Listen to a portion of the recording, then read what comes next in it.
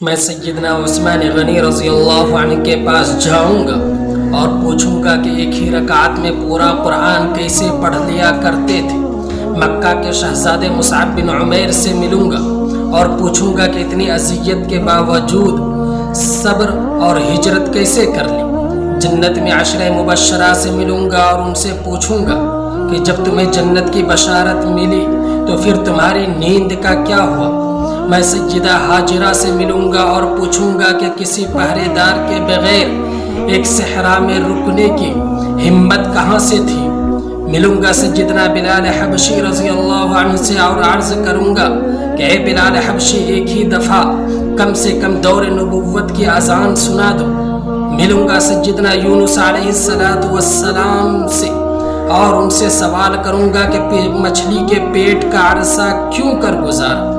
سیدنا علی المرتضی رضی اللہ عنہ کے پاس جاؤں گا اور پوچھوں گا کہ اپنے بچپن میں رسول اللہ صلی اللہ علیہ وسلم کی ہجرت کے وقت ان کے بستر پر بغیر خوف کے سو جانے کی ہمت آپ کے اندر کہاں سے آئی تھی۔ میں سیدنا صدیق اکبر رضی اللہ عنہ کے حضور حاضری دوں گا، سوال کروں گا کہ جب رسول اللہ صلی اللہ علیہ وسلم کی وفات ہو چکی تھی تو آپ نے ایسی ثابت قدمی کیسے دکھائی، جبکہ آپ تو دل کے بھی نرم تھے، آنسوؤں میں بہنے کو تیار رہتے تھے۔ میں سیدنا موسیٰ علیہ السلام کے پاس جاؤں گا اور پوچھوں گا کہ آپ نے فرعونی جبر کا مقابلہ کیسے کیا اور وہ کتنے سنگ دل تھے کہ آپ کو کہنے لگے کہ تو اور تیرا رب جانے۔ میں سیدنا عمر ابن خطاب رضی اللہ عنہ کے پاس جاؤں گا اور ان سے کہوں گا کہ اے سیدنا عمر ابن خطاب، مجھے آپ سے بے پناہ محبت ہے، اور پوچھوں گا کہ وہ لمحے کیفیت دل کا کیسا تھا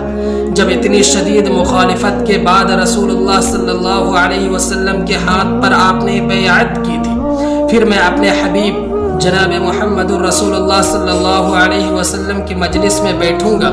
ان سے ڈھیر ساری باتیں کروں گا، حال دل کہوں گا، ان سے کہوں گا کہ دنیا میں آپ کو دیکھنے کا شوق ہی رہا اور آج خداوند عالم نے آپ کے دیدار سے میری عزت میں اضافہ کر دیا۔ اور پھر پوچھوں گا کہ آقا، مجھے اپنے جد و جہد کا قصہ سنائیے، مجھے بتائیے کہ جو آپ کے ساتھ گزری، مجھے بتائیے کہ ان حالات میں آپ نے دین کو کیسے پھیلایا۔ پھر میں اپنے رب کے پاس جاؤں گا جب وہ مجھے اپنی رویت شرف کرے گا، اور میں نہیں جانتا ہوں کہ اس وقت میں کوئی بات کہہ سکتا